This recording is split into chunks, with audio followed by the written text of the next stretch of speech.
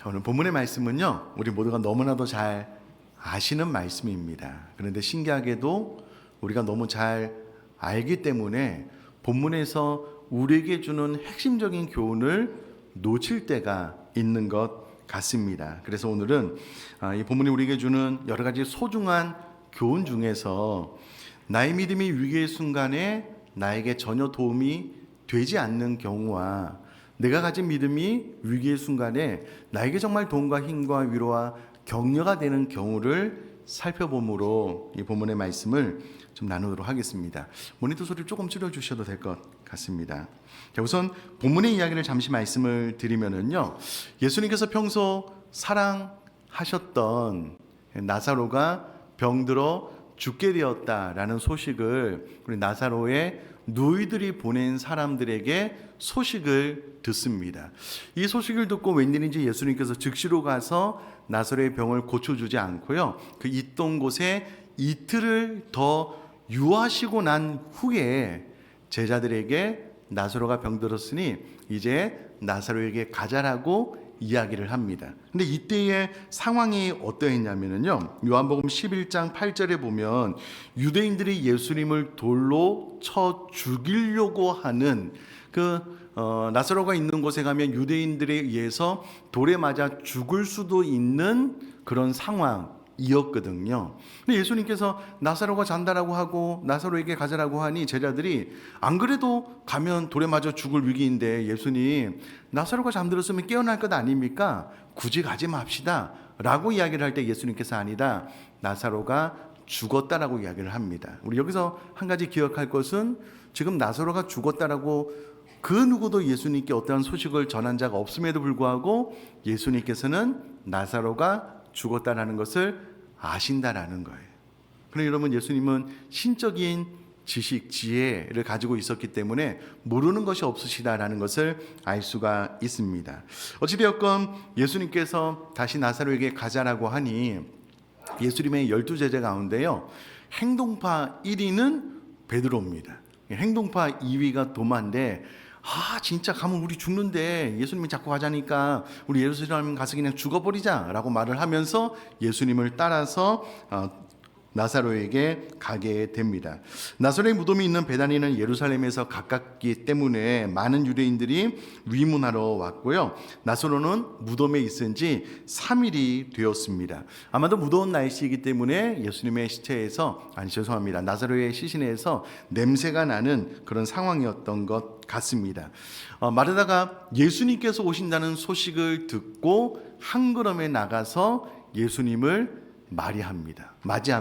근데 마르다가 예수님을 보았을 때 첫 마디가 무엇이었냐면, 요한복음 11장 21절에 보면 마르다가 예수께 여짜오되 주께서 여기 계셨더라면 내 오라버니가 죽지 아니하였겠나이다 라는 말씀입니다. 여러분, 이 말씀 안에 지금 마르다 안에 예수님을 향한 서운한 마음이 담겨져 있음을 알 수가 있습니다. 무슨 말일까요? 예수님, 왜 내가 사람들을 보내는데 조금 일찍 오지 않으셨습니까? 예수님이 조금 일찍 오셨으면 우리 오라비가 죽지 않았을 것 아닙니까? 왜 이렇게 늦게 오셨습니까? 이미 때는 늦었습니다 라는 원망의 말을 지금 마르다가 예수님을 향하여 하고 있습니다. 그런데 이어서 그러면서 또 동시에 믿음이 있는 것과 같은 말을 하고 있는데요, 요한복음 11장 22절 말씀 보면 그러나 나는 이제라도 주께서 무엇이든지 하나님께 구하시는 것을 하나님이 주실 줄을 아나이다 라고 이야기를 합니다. 이에 예수님께서 내 오라비가 다시 살아나게 될 것이다 라고 말을 하자 마르다가, 네 예수님, 우리 오라버니가 부활 때에 다시 살아날 것을 내가 압니다, 내가 믿습니다 라고 대답을 합니다. 이 말을 통해서 적어도 마르다는 부활신앙이 있다는 것을 알 수가 있습니다. 이에 예수님께서 나는 부활이요 생명이니 나를 믿는 자는 죽어도 살겠고 무릇 살아서 나를 믿는 자는 영원히 죽지 아니하리니 이것을 내가 믿느냐라고 말을 했을 때 마르다가 즉시로 반응을 하는데요, 주여 그러하외다. 주는 그리스도시요 세상에 오시는 하나님의 아들이신 줄 내가 믿나이다 라고 대답을 합니다. 자, 여기까지 말씀을 통해서 우리가 분명히 알 수 있는 것은요, 마르다는 부활 신앙이 있었다 없었다요? 있었다죠. 그리고 마르다의 고백을 통해서 알 수 있는 것은 마르다는 예수님이 그리스도 기름 부음을 받은 메시아라는 것을 알고 고백했을 뿐만 아니라 예수님이 하나님의 아들이다라는 것도 알고 고백했다라는 것입니다.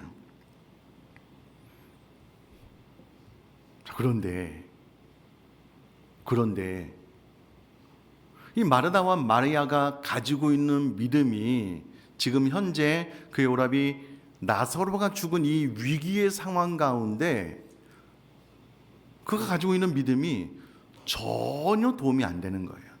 전혀 힘이 안 되는 겁니다. 그가 가지고 있는 믿음이 그의 사랑하는 오라비 나사로의 죽음을 기도로 돌파해 나갈 수 있는 능력이 안 되는 거예요.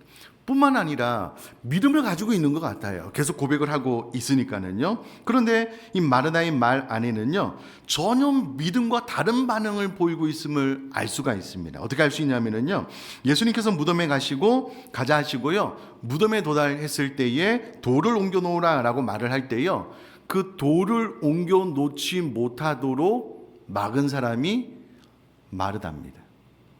이상하지 않나요? 예수님이 하나님의 아들입니다. 지금이라도 무슨 일이든 예수님 하실 수 있습니다라고 고백은 다 해놓고, 그래서 예수님께서 내가 길이요 진리요 생명이다, 나를 믿는 자는 죽지 않는다, 영생하게 된다, 내가 살려줄 거다, 다 이야기를 해놓고 예수님께서 이제 무덤에서 돌을 옮겨 놓으라고 하고 있는데요, 마르다가 안 된다는 걸. 이미 우리 오라비가 죽은 지 3일이나 되어서 몸에서 냄새가 나는데, 예수님 그렇게 안 하셔도 됩니다, 무리하지 마셔요. 지금 이 말과 행동을 마르다가 하고 있는 거예요. 그러니까 이 마르다가 가지고 있는 믿음과 또 그가 현재 당면한 위기 가운데 이 믿음이 살아서 마르다에게 역동적으로 역사하고 있는가라고 질문을 했을 때는요, 전혀 아니다. 오히려 예수님께서 행하실 일을 마르다가 막고 있다라는 것을 본문의 말씀을 통해서 알 수가 있다라는 겁니다. 자, 그러나 결국 예수님은 나사로를 살리셨습니다. 이 사건을 통해서 진정으로 예수님은 부활이요 생명이다, 예수님을 믿는 자는 죽어도 살겠고 살아서 믿는 자는 영원히 죽지 않는다라는 것을 보여주셨습니다. 자, 우선 우리가 이 사건을 통해서 두 가지를 좀 점검을 해보고 생각을 해봐야 되는데요, 첫 번째는 분명히 마르다는 부활 신앙과 예수님이 그리스도라는 것, 예수님이 하나님의 아들이라는 것을 믿었다라는 겁니다. 의심 없이 고백을 했습니다. 그럼에도 불구하고 그가 가지고 있는 믿음이 나사로의 죽음 앞에 아무런 힘도 위로도 도움도 이 위기 상황을 돌파해 나갈 수 있는 능력도 제공해 주지 못했다는 겁니다. 믿음이 없는 것이 아니었어요. 믿음이 있었습니다. 그런데 그 믿음이 마르다가 당면한 현재의 상황을 전혀 돌파해 나가고 이겨나가게 할 만한 것이 아니었다라는 것을 본문을 통해서 알 수가 있고요, 우리는 본문에 나타난 마르다를 통해서 지금의 내 모습을 보아야 한다라는 거예요. 여러분, 우리도 늘 예배하고 있죠. 기도하고 있죠. 내가 하나님 믿습니다, 나 구원의 확신이 있습니다라고 고백하시면서 신앙생활하고 계시잖아요. 근데 여러분, 마르다처럼 인생의 위기 상황에 딱 맞닥뜨렸을 때에 내가 가지고 있는 믿음이 기도를 통하여서 그 위기 상황을 극복해 나갈 수 있는 힘을 제공하고 어떠한 위기 상황도 돌파해 나갈 수 있는 능력을 제공해 주면 좋은데, 내가 믿음이 있기는 있는데 전혀 그와 같은 힘과 능력을 나에게 제공해 주지 못해요. 그러니 세상 사람들처럼 평상시에는 내가 믿음이 있는 것 같은데 위기 상황을 딱 맞닥뜨리게 되면은요, 반응이 똑같은 거예요. 그러면 나 삶 어려운데 뭐 어떡하라고 좌절하고 실망하고 낙심하고 무기력해져 있고 힘을 내지 못하고 너무 지치고 힘들어서 내가 가지고 있는 신앙이 나에게 전혀 도움이 되지 못하는, 그냥 삶이 너무 고단해요, 힘들어요, 이러고 있는 것은 아닌지 이 마르다를 통해서 우리 자신의 모습을 돌아봐야 된다는 거예요. 여러분, 마치 이스라엘 백성들이 여러분 출애굽할 때요, 10가지 재앙을 그들의 눈으로 목도해 있습니다. 봤습니다. 여러분, 그들이 광야 40년 길을 걸으면서요, 낮에는 구름 기둥이 밤에는 불 기둥이 올라와서 하나님의 현현, 하나님이 그들과 함께 하심을 봤습니다. 만나와 메추라기가 늘 내렸거든요. 그럼에도 불구하고 이스라엘 백성들은 금방 먹을 양식이 없으면 불평하고 금방 먹을 물이 없으면 원망했다라는 거예요. 하나님의 현현을 다 보고 있음에도 불구하고 세상 사람들이 그냥 쉽게 반응하는 것과 같은 똑같은 반응을 보이면서 그들의 믿음이 있다라고 말을 하지만 믿음이 그들의 삶 가운데 전혀 그 문제를 돌파해 나갈 만큼의 능력을 제공해 주지 않고 있다라는 것을 성경을 통해서 볼 수 있고 오늘 본문 말씀을 통해서 볼 수 있다라는 거예요. 그럼 그러니 이 말씀은 지금 혹시 내가 마르다처럼 내가 가지고 있는 믿음이 내 삶의 위기 상황 가운데 전혀 도움을 주고 있지 못하다면, 그래서 여전히 지치고 힘들고 낙심하고 좌절한 채 신앙생활을 겨우겨우 해나가고 있다면 이 본문이 나에게 주시는 메시지가 있다라는 겁니다. 자, 또 하나는 우선 생각해 봐야 될 것이 무엇이냐면요, 예수님께서 나를 믿는 자는 영원히 죽지 않겠다라고 말씀을 하셨습니다. 그런데 여러분, 예수님께서 나사로를 살리셨지만 나사로가 또 죽었을까요? 영원히 살았을까요? 또 죽었습니다. 여러분, 이 땅에 영원히 사는 사람은 없고요, 죽습니다. 그러므로 예수님께서 말씀하신 나를 믿는 자는 영원히 죽지 않는다라는 말이 육신적으로 죽지 않는다는 말이 아니다라는 것은 우리가 금방 알 수 있습니다. 그럼 이게 무슨 말이냐면요, 이 땅에 살면서 죽지 않고 영생을 누린다라는 것은 우리가 주님 안에 거하면서 주님이 누리셨던 그 생명력을 이 땅에 살면서 우리도 누리는 것을 이 땅에서 영생을 누린다, 이 땅에서 영원히 죽지 않는다라는 의미로 예수님께서 말씀하셨고요. 이것을 오늘을 내가 가진 믿음이 위기의 순간에 나에게 큰 힘과 위로와 능력이 되는 것으로 제가 오늘 좀 설교를 해보려고 합니다. 자, 우리는 연약한 사람들 이잖아요. 그럼에도 불구하고 내가 가진 믿음이 위기의 순간에 나에게 큰 힘이 되느냐, 능력이 되느냐, 그 위기를 돌파해 나가게끔 하느냐, 그 질문을 한번 던져보고 정말 그렇게 산 사람들이 있느냐라고 질문을 던져보면은요, 너무너무 많다는 거예요. 차고 넘친다는 겁니다. 우리가 잘 아는 히브리서 11장은 믿음장이잖아요. 히브리서 11장 안에는 부활을 소망하면서요, 삶을 믿음으로 이겨나갔던 믿음의 영웅들이 가득 들어 있습니다. 얼마나 가득 들어 있냐면 히브리서 11장 32절을 압축해서 이야기하면 이런 이야기입니다. 내가 무슨 말을 더하리요? 성경 인물들의 일을 다 말하려면 내게 시간이 부족하리로다. 자, 그러면 이들이 정말 삶에 닥친 위기를 믿음으로 극복해 나갔는가? 제가 짧게 히브리서 11장 35절에서 38절까지만 읽어보면요, 한번 들어보셔요. 눈을 뜨고 들으시면 좋습니다. 자, 한번 들어보셔요. 여자들은 자기의 죽은 자들을 부활로 받아들이기도 하며 또 어떤 이들은 더 좋은 부활을 얻고자 하여 심한 고문을 받되 구차히 풀려나기를 원하지 아니하였으며 또 어떤 이들은 조롱과 채찍질 뿐 아니라 결박과 옥에 갇히는 시련도 받았으며 돌로 치는 것과 톱으로 켜는 것과 시험과 칼로 죽임을 당하고 양과 염소의 가죽을 입고 유리하여 궁핍과 환난과 학대를 받았으니 이런 사람은 세상이 감당하지 못하느니라. 그들이 광야와 산과 동굴과 토굴에 유리하였느니라. 아멘. 여러분, 히브리서 11장을 보니까는요, 그들이 가지고 있었던 믿음이 그들의 육체 가운데 가해지는 심한 고문을 이겨내게 했다라고 이야기를 합니다. 그들이 가지고 있었던 믿음이 조롱과 채찍질 뿐 아니라 결박과 옥에 갇히는 일도 시련도 이겨내게 했다라고 이야기를 합니다. 돌에 맞아 죽는 것, 톱으로 켜서 죽는 것, 칼로 죽임을 당하고 짐승의 가죽을 입고 유리하여 궁핍과 환난과 학대를 받는 것을 이겨나가게 했다라고 기록을 하고 있습니다. 그러니 여러분, 히브리서 11장에는 그들이 가진 믿음이 현재의 삶에 당면한 이와 같은 다양하고 인간의 힘으로 감당하기 어려운 문제들을 능히 극복해내게 했다라는 겁니다. 이것이 여러분 히브리서 11장의 증언입니다. 자, 그러면 조금만 더 구체적으로 내가 가진 믿음이 나에게 능력이 되는 삶이란 과연 어떤 삶인가? 라는 것을 사도 바울의 생애를 통해서 제가 조금만 더 설명을 드리려고 하는데요, 사도 바울의 고백입니다. 고린도서 4장 8절로 10절 말씀이요, 우리가 사방으로 우겨싸임을 당하여도 쌓이지 아니하며 답답한 일을 당하여도 낙심하지 아니하며 박해를 받아도 버림받지 아니하며 거꾸로 뜨림을 당하여도 망하지 아니하고 우리가 항상 예수의 죽음을 몸에 짊어짐은 예수의 생명이 또한 우리 몸에 나타나게 하려 함이라. 아멘. 여러분 한 절씩 좀 살펴보면은요, 제가 8절 말씀을 다시 한번 읽어볼게요. 우리가 사방으로 우겨싸임을 당하여도 쌓이지 아니하며 답답한 일을 당하여도 낙심하지 아니하며. 여러분 여기서 우겨싸임을 당한다, 우겨쌈을 당한다라는 것을 원어로 찾아보니까는요, 포도즙을 짜기 위해 누르다 라는 뜻을 가진 이 들리보의 현재 분사 수동태라는 거예요. 그럼 이 포도즙 틀에 넣고요, 위에서 짓이겨 버리면은요, 액체만 밑으로 떨어지잖아요.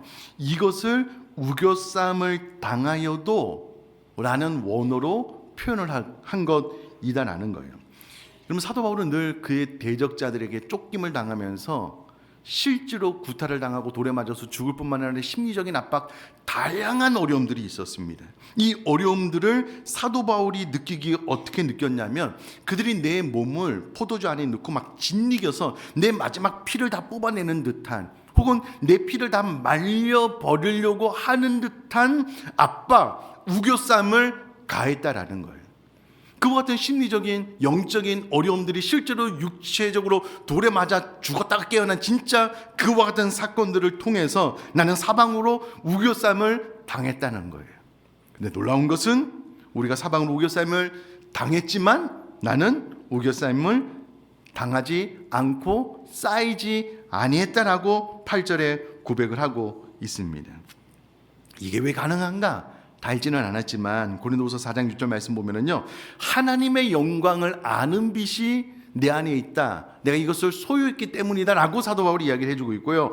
고린도후서 4장 7절 말씀 보면 심히 큰 능력, 그러니까 나는 질그릇과 같은 존재인데 이 질그릇 안에 너무나도 귀한 보배가 담겨져 있다. 그러므로 나는 질그릇과 같이 연약한 존재이지만 내 안에 보배롭고 존귀한 주님이 있으므로 이와 같은 모든 고난과 환난과 핍박을 이겨나갔다라고 지금 고백을 하는 대목이거든요.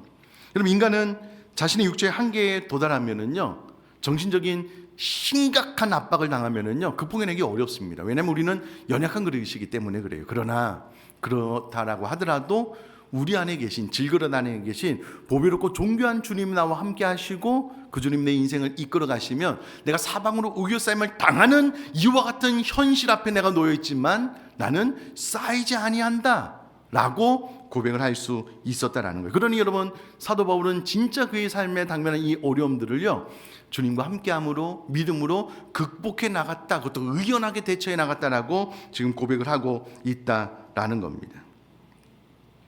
계속해서 9절 말씀 보면은요, 박해를 받아도 버림받지 아니하며 거꾸로 뛸을 당하여도 망하지 아니하고 라고 기록을 하고 있는데요.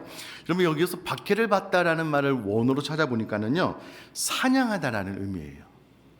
그러니까 사도 바울이 대적자들이 사도 바울을 박해했는데요, 사냥꾼이 그 짐승을 사냥하듯 집요하게 압박하면 쫓아오면서 죽이려고 했다라는 거예요.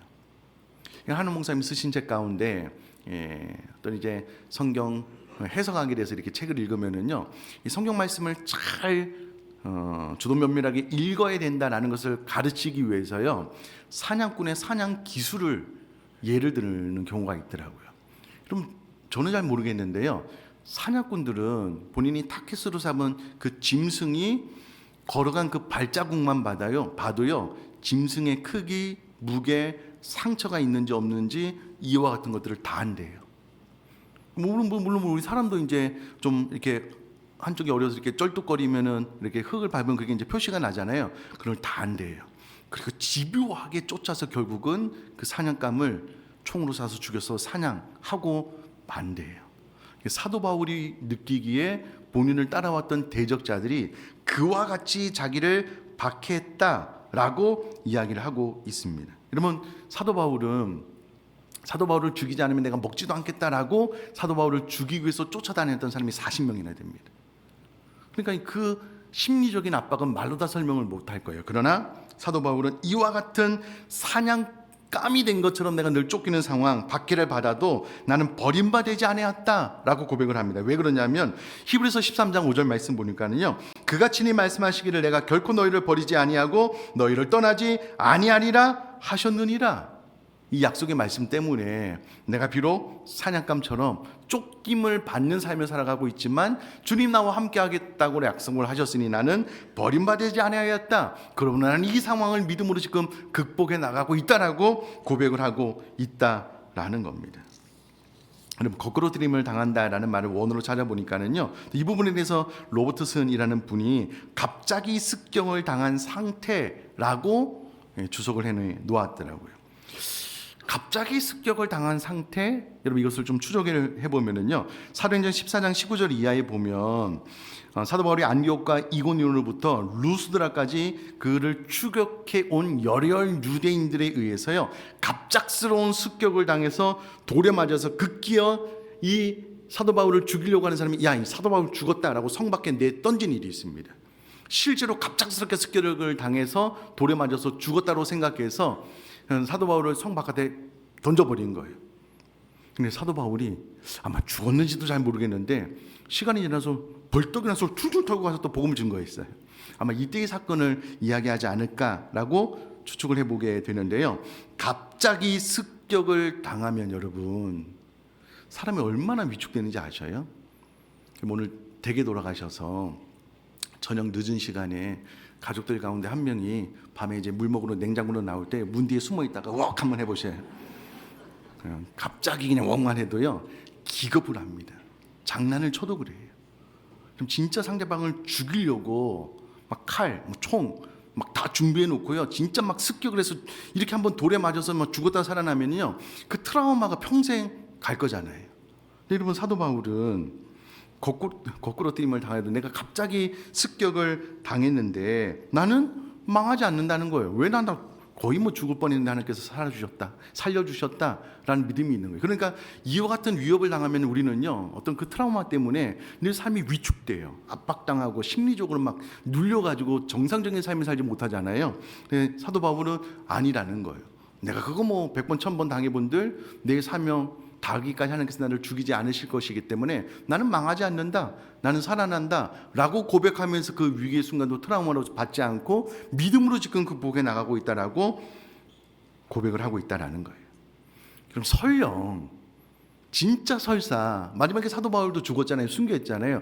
설사 그 자리에서 자신의 생명이 끊어진다라고 할지라도 하나님의 영광을 아는 빛을 사도 바울이 소유했기 때문에 나 죽으면 천국 간다, 그게 대수롭냐? 히브리서 11장에 나온 믿음의 위인들처럼. 그러니까 사도 바울은 그 삶에 당면한 모든 일들을 믿음으로 다 극복해 나가고 있음을 이제 고백하고 있다라는 겁니다. 고린도후서 4장 10절 말씀 보면은요, 우리가 항상 예수의 죽음을 몸에 짊어짐은 예수의 생명이 또한 우리 몸에 나타나게 하려 함이라. 여러분, 항상 짊어졌다, 지고 다닌다라는 말인데요. 이 말은 바울이 어딜 가든지 어떤 환경에 처하든지 항상 죽음의 고통과 죽음과 맞닥뜨려 있다라는 말이에요. 사도 바울은 그의 전도 선교 여행 가운데 이제는 좀 평안하다, 이제는 좀 안전하다라고 느끼는 경우가 거의 없었던 것 같아요. 그가 예수 그리스도를 믿고 나서 거듭나고 난 이후에 복음을 증거할 때마다 유대인들의 반발과 그를 막 죽이려고 40명씩 막 쫓아다니고 진짜 실제로 돌에 맞아 죽었다가 깨어나고 막 이런 일들을 겪으면서 사도 바울은 늘 내 인생은, 내 삶은 죽음과 맞닥뜨려져 있다라고 지금 고백을 하는 거예요. 여러분, 사람이 이 정도 되면 지쳐야 되는 거 아닌가요? 낙심해야 되는 건 아닌가요? 무기력해져야 되는 것 아닌가요? 삶을 포기하고 난 모르겠다, 진짜 삶이 너무 고단하고 힘들다, 그냥 확 죽어버렸으면 좋겠다, 이렇게 되는 것 아닌가요? 근데 사도 바울은 여러분 이 상황 가운데 예수의 생명이 또한 우리 몸에 나타나게 하려 합니다 말을 통해서 내가 날마다 죽음과 맞닥뜨려지는 삶을 살아보니 이 죽음의 위협을 당하고 위축되고 우겨싸임을 당하는 것이 아니라 날마다 내가 죽음과 맞닥뜨리는 삶을 살아보니 예수의 생명이 내 몸에서 나타나기 위해서 예수님께서 나에게 이와 같은 환경을 허락하여 주셨어? 그러면 나는 이 죽음의 위기 앞에 계속해서 내 삶을 통해서 예수의 생명이 나타나네 라고 지금 4장 10절에 고백을 하는 거예요. 저는 지난 금요일 날 마음속에 큰 감동을 받았습니다. 예수의 흔적, 너무 그 말씀이 귀하더라고요. 기도하는데요 이렇게 하나님 그 은혜가 있었어요. 그럼 죽음과 맞닥뜨렸던 사도 바울은요, 그것 때문에 내 삶이 지치고 힘들고 고단해, 너무 괴로워, 여러분, 이런 방향으로 나가지 않고요. 늘 죽음과 맞닥뜨렸던 사도 바울은 그래서 내 안에 예수의 생명이 날마다 드러나라고 고백을 하니, 사도 바울은 정말 그가 가지고 있었던 믿음이 히브리서 11장에 나와 있는 이 험악하고 위험한 상황과 또 사도 바울이 실제로 느꼈던 이와 같은 말로 다 설명할 수 없는 위기 상황 가운데 그 모든 상황 가운데 쌓이지 않고 그 모든 것들을 넉넉하게 이겨나가게 하는 살아있는 믿음이었다라는 거예요. 저는 본문으로 돌아와서 사랑하는 성도님들, 나는 어떻습니까? 그럼 정말 나는 어떻습니까? 내가 가지고 있는 믿음이 삶이 고단하고 힘들지 않고 녹록하지 않잖아요. 여러분, 나에게 진짜 생명력을 전해 줍니까? 이 믿음이 나에게 큰 힘을 주고 있습니까? 나로 하여금 이 믿음을 날마다 돌파해 나가게끔 하는, 하나님 앞에 무릎 꿇게 하는 그 능력을 나에게 제공해 주고 있나요? 만약에 그렇지 않다면 내가 마르다 마리아와 같은 내가 가진 믿음이 나에게 전혀 도움이 안 되는 그런 신앙생활을 하고 있는 거예요. 이 말이 의미하는 바는 내 믿음이 병들었든가 죽었든가, 아니면 내가 믿음을 갖고 있긴 한데 내가 가지고 있는 믿음이 더 큰 위기를 뛰어넘을 수 없게 하니 믿음이 너무 약하던가, 그런 것 아니겠습니까?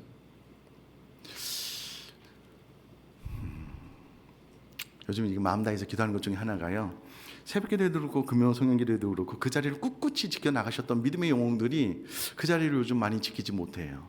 그분들에서 중보하고 있는데 빨리 제자리로 돌아오시면 좋을 것 같아요. 그럼 기도해야지 살 수 있습니다.